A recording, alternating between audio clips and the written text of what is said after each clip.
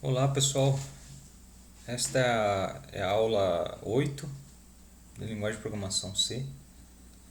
Vou falar sobre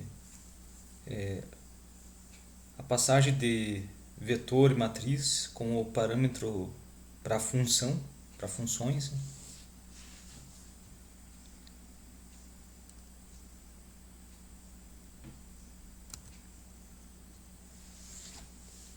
Então, vou comentar nesta aula sobre vetores, ponteiros e funções.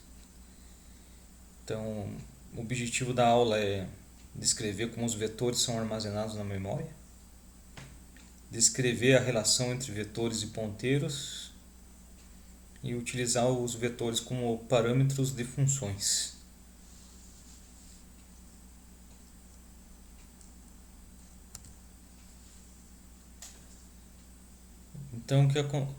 Então aqui uma explicação sobre a questão de vetor e matriz, só para relembrar, né?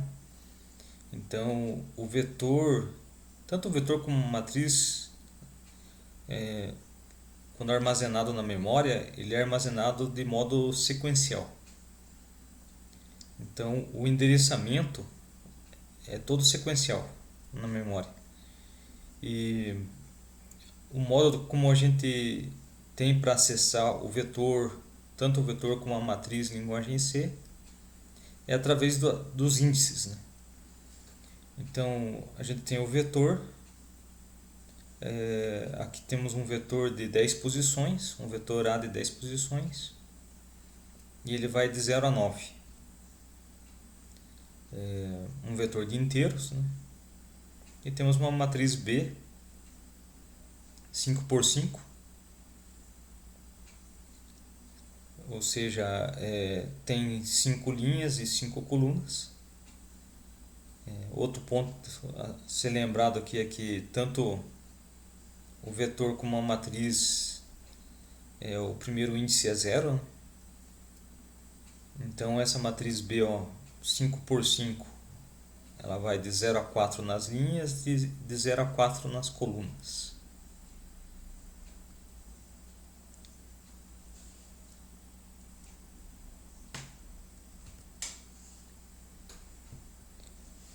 Aqui dando um destaque para a questão do uso de caracteres, né? Então um vetor, aqui temos um exemplo de um vetor de 10 posições, ou seja, vai de 0 a 9, um vetor de caracteres, e temos um nome armazenado nele. Então tem algumas formas aqui de inicialização do vetor. Podemos inicializar ele com, por exemplo, com o colchetes, né, vazio, e ao atribuir o nome ele vai reservar esses espaços na memória. E um detalhe para ficar bem pontuado aqui é que todas as strings em linguagem C elas terminam pelo /0. Então o /0 aqui ele é o terminador, né? É onde termina a string. Então se eu estiver, por exemplo, usando uma estrutura de repetição e estiver fazendo a leitura posição por posição de um vetor de caracteres, o último caractere, ou seja, a última posição ou a posição onde essa estrutura vai terminar, se eu não souber qual é o índice, né, seria aonde tem o caractere /0.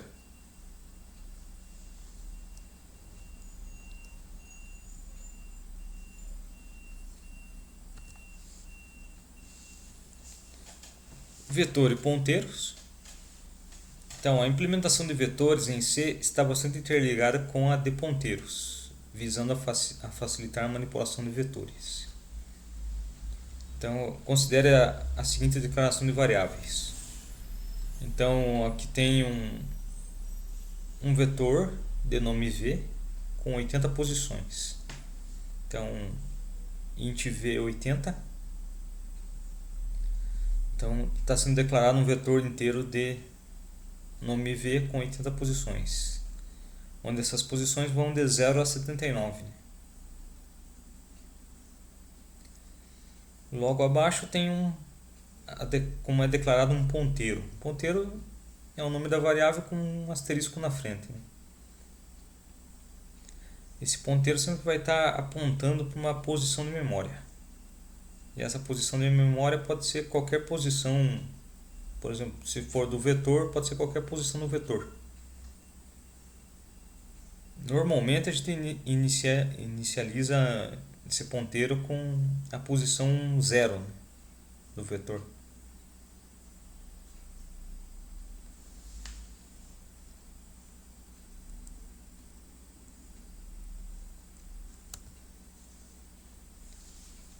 Bom, podemos utilizar a sintaxe normal para fazer um ponteiro apontar para uma casa do vetor. Então P igual aquele I comercial na frente, quer dizer que eu quero pegar o endereço da variável na posição tal. Ou seja, o endereço do vetor na posição 2. Ó, P aponta para a casa de índice 2 de V. Então recebe o endereço de V na posição 2.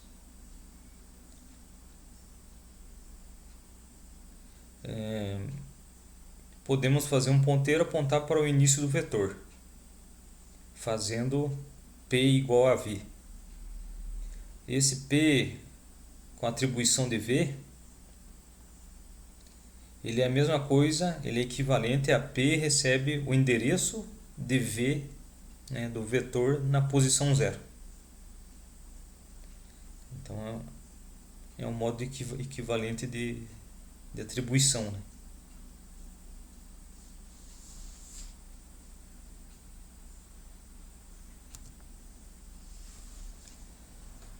Então podemos usar a sintaxe de vetores, nome do vetor, índice, com o ponteiro.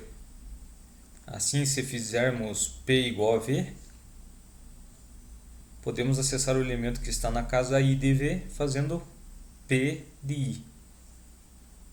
Ou seja, ambos, o P de I e o V de I, acessam a casa I do vetor V. Por que isso? Porque o ponteiro, quando ele passa a apontar para esse vetor, ele recebe o endereço da primeira casa do vetor, e ele passa a ser o próprio vetor.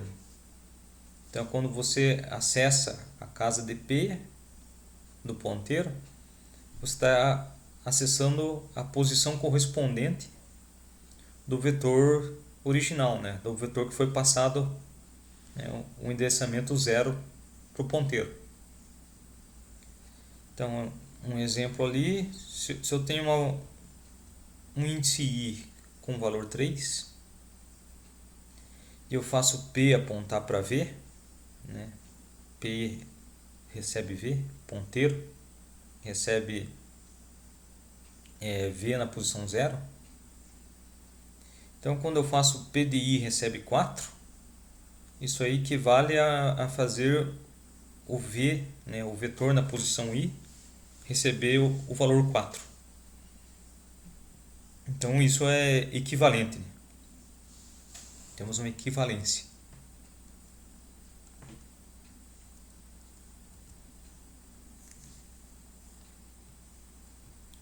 Então, toda aquela explicação é para a gente poder começar a entender agora a questão da passagem de parâmetros, né, de um vetor. Então, temos aqui os vetores com o parâmetro de funções. Então, ó, quando se declara uma função que tem como parâmetro um vetor, esse vetor é declarado somente com abre e fecha colchetes. Exemplo. Então, aqui temos um exemplo de uma função, né? Então, está sendo, tem a biblioteca MEF, tem uma função módulo com retorno real, né? Então, float módulo, e ela está recebendo como parâmetro ou como argumento um vetor V, uma float V. Só não estou especificando a dimensão desse vetor. Então, na realidade, vai ser especificado a hora que eu estiver passando, né, o endereço ou o vetor, né, da função principal para essa função. E tem um segundo parâmetro ali, um int n. Esse n que vai dizer o tamanho do vetor. Esse n vai servir como parâmetro para poder caminhar dentro do vetor na estrutura de repetição. Então, dentro dessa função está sendo declarado um contador, um int i, uma variável r, que vai guardar algum resultado. Então, float r igual a 0. Está sendo inicializado com 0. Temos uma estrutura de repetição. Então, temos um for caminhando ali o índice i de 0 até i menor que n, caminhando de 1 em 1. Dentro dessa estrutura de repetição, temos um cálculo ali. R recebe R mais VDI vezes VDI. Ou seja, aí está sendo feito um somatório dos quadrados, né, dos valores do vetor. Então, cada posição do vetor está sendo elevado ao quadrado e está sendo somado, sendo acumulado nessa variável R. Ao sair de R, aliás, ao sair da estrutura de repetição, né, o R está sendo extraído a raiz quadrada de R, né? Aquela função sqrt extrai a raiz quadrada. Então, R recebe o sqrt de R. Ou seja, vai receber a raiz quadrada de todo esse somatório que foi feito dentro da estrutura de repetição. E no final temos um return R, né, que vai retornar esse resultado. Vai retornar para a função principal que está chamando.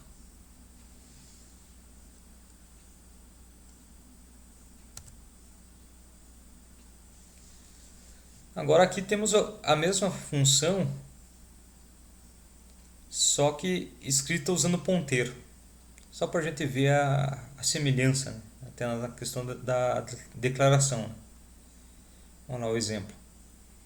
Então temos a mesma inclusão da biblioteca, o float módulo, a declaração da função. O que muda é ali na passagem do parâmetro, né? Float asterisco p. Então, asterisco p e temos o n para dizer o tamanho da função.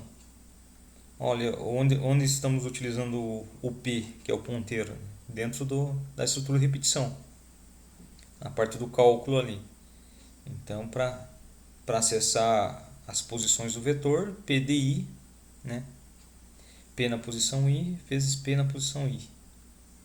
Então, essa função, esse modo de declaração e o modo anterior são equivalentes. Ou seja, vão produzir o mesmo resultado.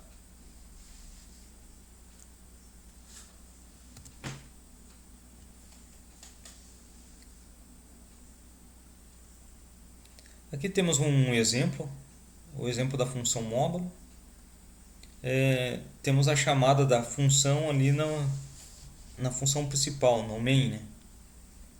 No main temos um x, um vetor x do tipo float, né, de 100 posições. E temos uma variável ali chamada comprimento.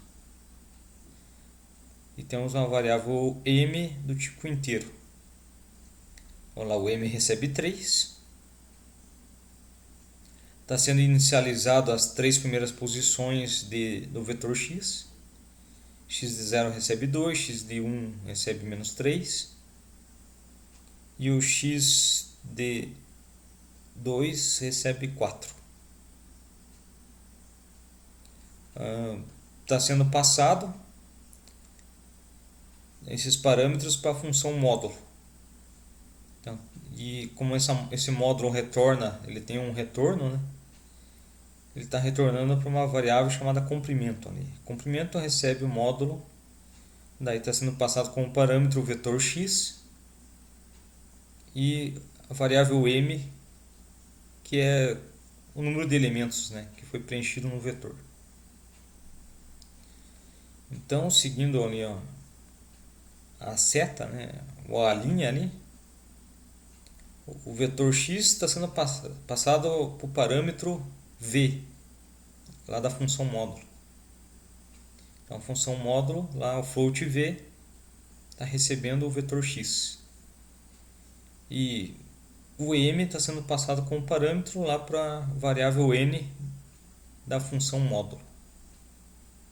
Então, seguindo a sequência, né? Esse tipo de passagem de parâmetro,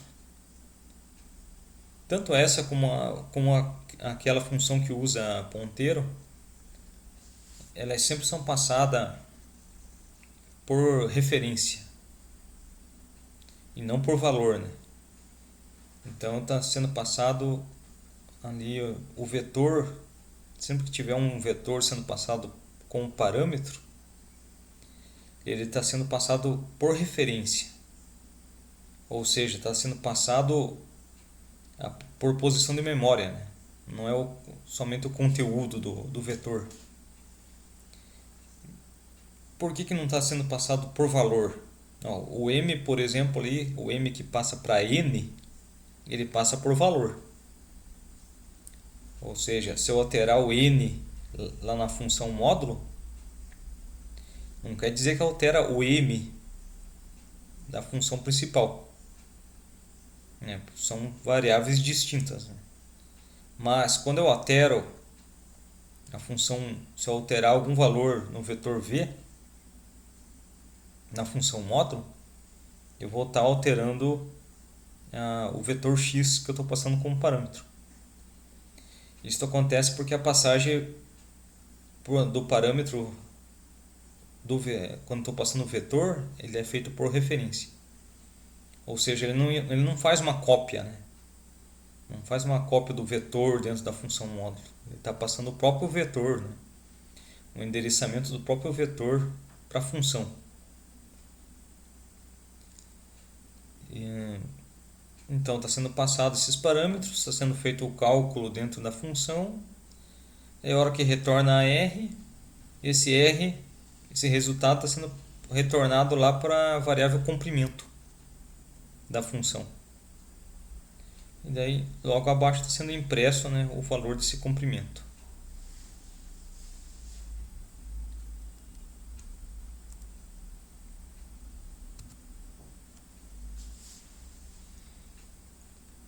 É possível também declarar o tamanho max do vetor nos parâmetros de função.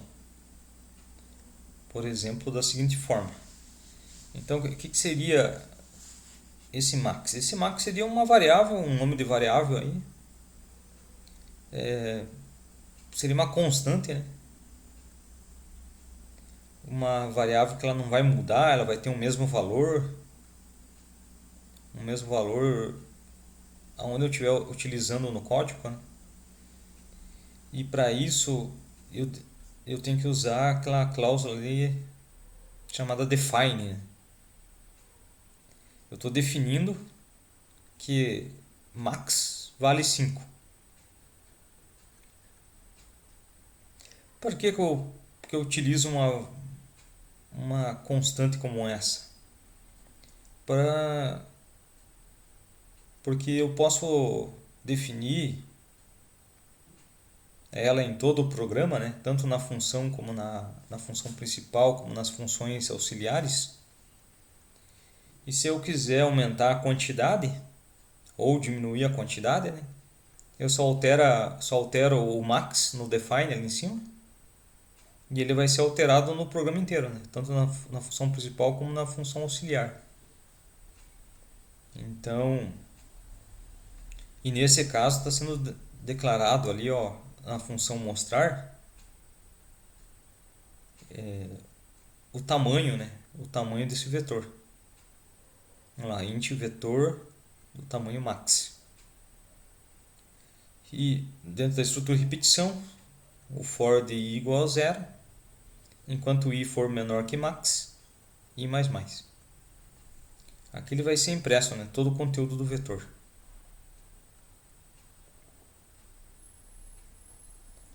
A forma de passagem de parâmetros, ó, reparem bem lá na função principal, no void main. Ó, o parâmetro da função mostrar, né? Do procedimento mostrar, só vai ser passado através do nome do vetor, né? Mostrar x. Lembrando que aquele tipo de passagem de parâmetro é a mesma coisa que passar um endereço de x na posição 0. Né?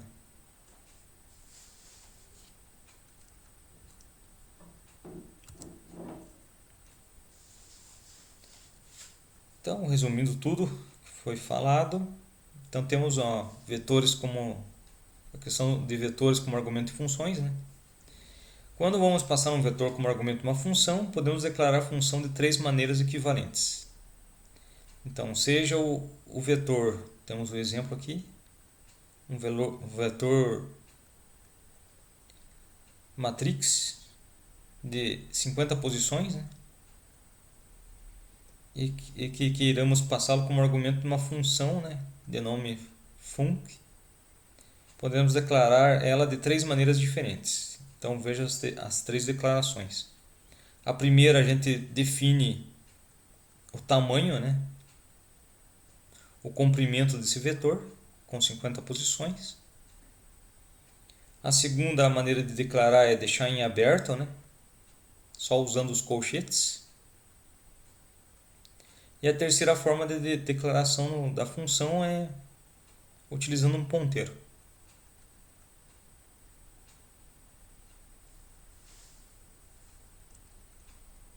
Então, lembrando que ambas são equivalentes. Né?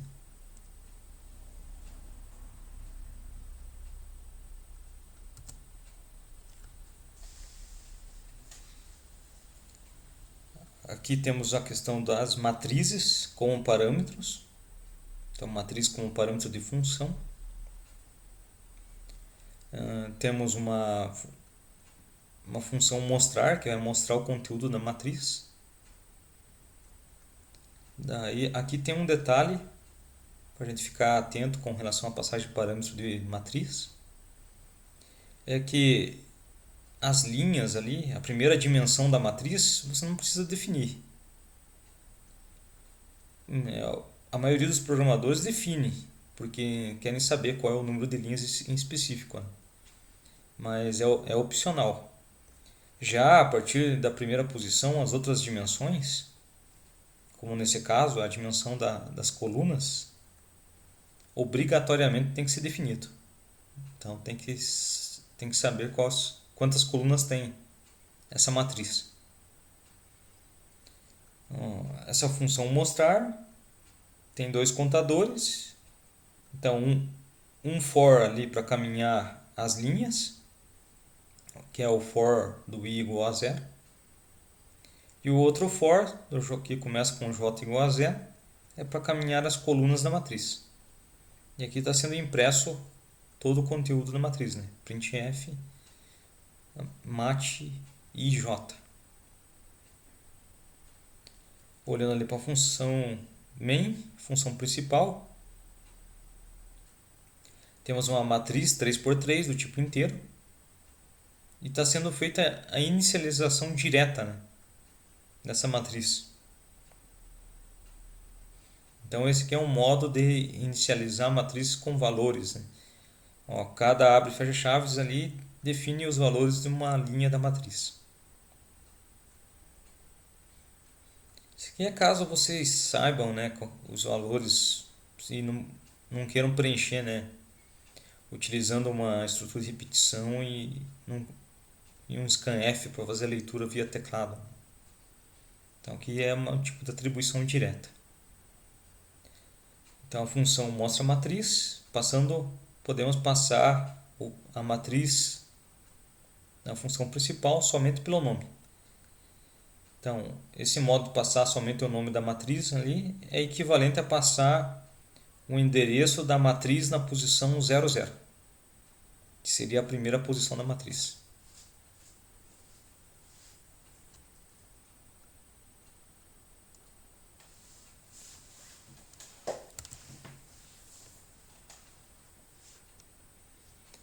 Aqui temos uma outra passagem de parâmetros, não, uma outra função, né?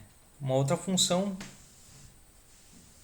mas aqui trabalhando com a questão da soma, né? Então tem uma função int soma, matriz, que está recebendo uma matriz como parâmetro, está caminhando entre linhas e colunas e está fazendo o somatório.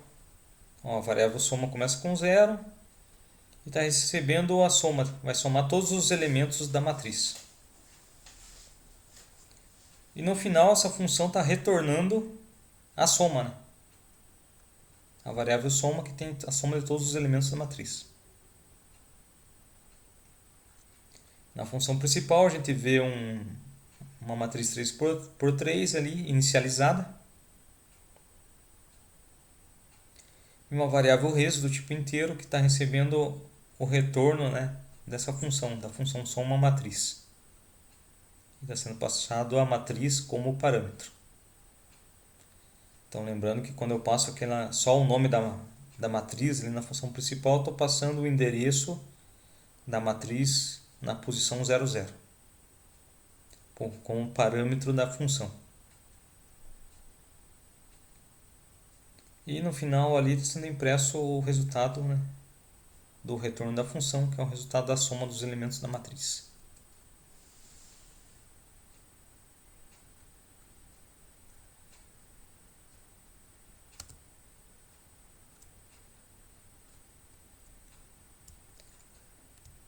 Um exemplo, aqui é um exemplo sobre preenchendo um vetor, né, de 10 posições com valores aleatórios. Então em C é possível você preencher um vetor com valores aleatórios sem ter que digitar eles, né? Então existe uma função para isso, mas para isso tem que acrescentar duas bibliotecas de funções. Uma é stdlib.h, que vai servir para a gente poder usar a função range e a srange, e a biblioteca time.h, que é para a gente capturar o tempo do clock do sistema, né, que a cada segundo é um tempo diferente, né, um tempo em milésimos de segundo, um tempo diferente. E a gente percebe que a gente tem uma função ali chamada aleatório. Ela tem um retorno do tipo inteiro e recebe uma variável n ali como parâmetro. Tem um contador, nesse caso não é um contador, é uma variável apenas, né? Uma variável i. Esse i recebe o range, neste caso aqui, o range porcentagem 10. O que seria esse range porcentagem 10? Ele vai pegar o número randômico, né, o número aleatório que vai ser gerado ali, vai dividir por 10 e pegar o resto da divisão. Então, como eu estou usando 10 como parâmetro ali, ele vai retornar um resto entre 0 e 9. Então, vai gerar um número aleatório entre 0 e 9. Vai armazenar na variável i e vai retornar esse valor. Então, isso vai retornar um valor aleatório entre 0 e 9. Na função principal, a gente vê que tem uma variável i ali também, só que nesse caso vai ser para fazer uma contagem, em um vetor de 10 posições. Temos uma função chamada srand. Srand que tem como parâmetro ali o time null e um typecast ali, uma conversão de tipo unsigned. Então, sobre essa linha, né, em específico, o srange ele está pegando o tempo do sistema usando aquela função time null ali, ela vai retornar o tempo em milissegundos do sistema. É um tempo diferente toda vez que estiver acessando. Um sign quer dizer sem sinal, ou seja, vai pegar um número sem sinalização, se é negativo ou positivo. Na realidade vai pegar um número de 0 para mais, né? E essa função sRand, usando o tempo do sistema, ela vai gerar um valor aleatório na qual a função range vai chamar, né? Então essa função range depende dessa sRange. A sRange ela faz a captura do tempo, e a função range, usando essa captura da função sRange, gera um valor aleatório. Nesse caso aqui sempre vai ser um valor positivo, de 0 para mais, e vai retornar, né? Vai retornar lá na chamada da função range. Então uma função aqui depende da outra. E a gente tem aqui um for caminhando de 0 a 9, né? I igual a 0 e I menor que 10. E cada posição do vetor, o vetor de I, está recebendo um número aleatório. Um número aleatório que vai de 0 a 9. Ou seja, vai receber um valor aleatório de 0 a 9. Um valor que está sendo retornado pela função aleatória. E no final, temos um for ali imprimindo todos os valores do vetor, né?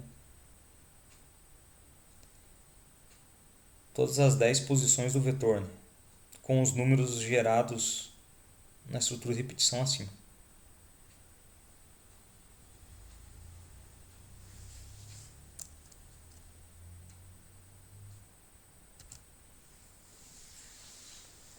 Agora, aqui temos um outro exemplo. No caso aqui, preenchendo uma matriz 3x3 com valores aleatórios.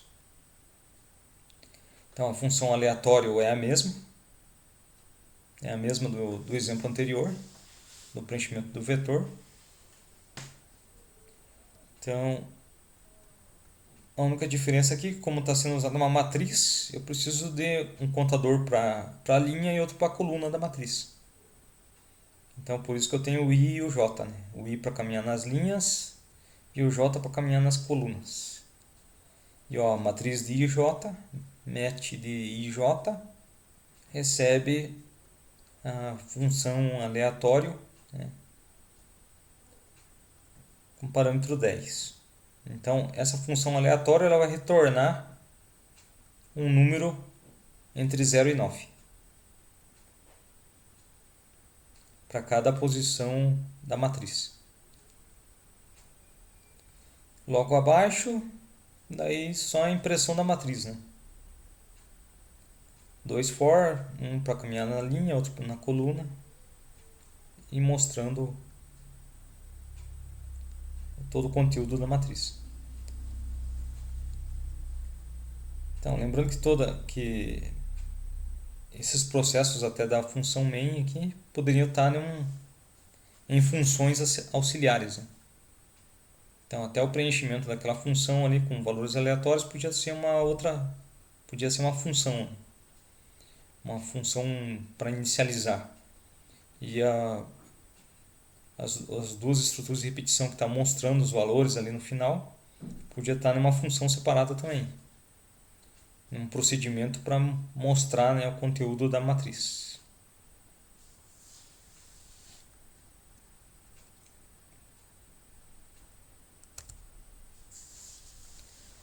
Então aqui alguns detalhes, né, sobre vetores e matrizes, que na literatura a gente encontra também com o nome de arrays.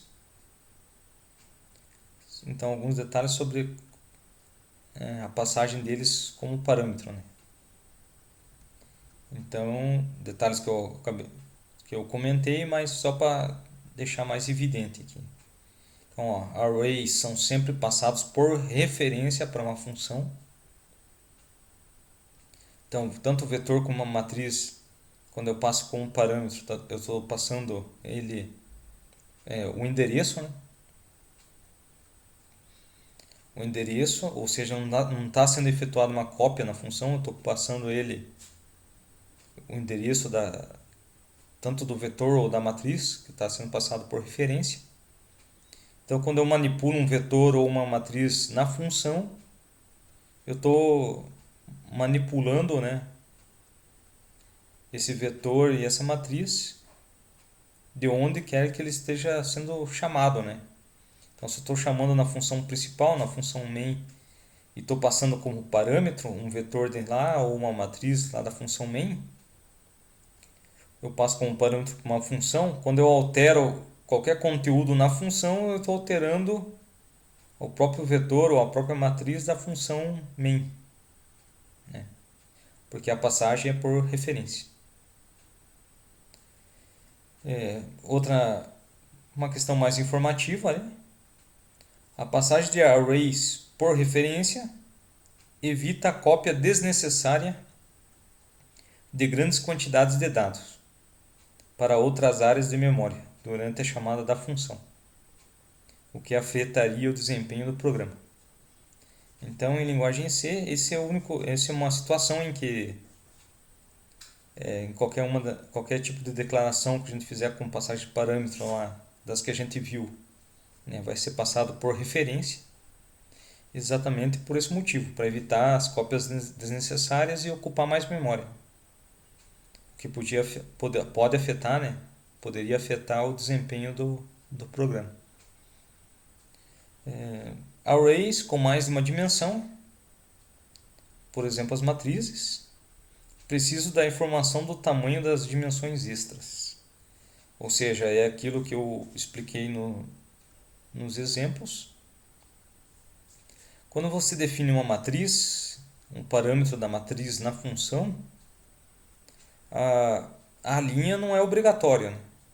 A primeira dimensão dela não é obrigatório você especificar. Mas a partir da primeira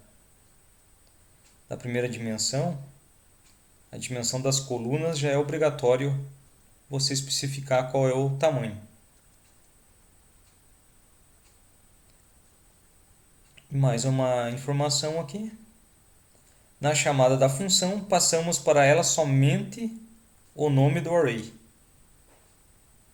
Como a gente viu nas passagens de parâmetros do main, né? Então, passamos para ela somente o nome do array sem os colchetes. O programa já sabe que um array será enviado. Por isso, já foi definido no protótipo da função. Então, é aquela questão de quando você passa somente o nome do vetor lá na função main, né, como parâmetro para uma função auxiliar, né, para um subprograma aí, tanto o vetor como a matriz. Então você está passando a posição 0, né, o endereço da posição 0 do vetor, ou o endereço da posição 00, né, no caso da matriz.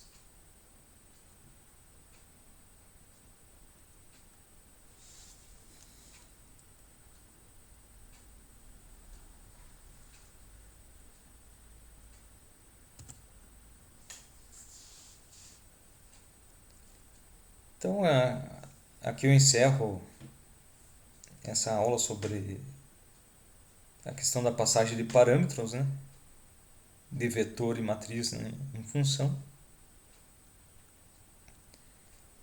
Lembrando que qualquer dúvida pode ser mandada para o meu e-mail, né? Obrigado pela atenção de todos e até a próxima aula.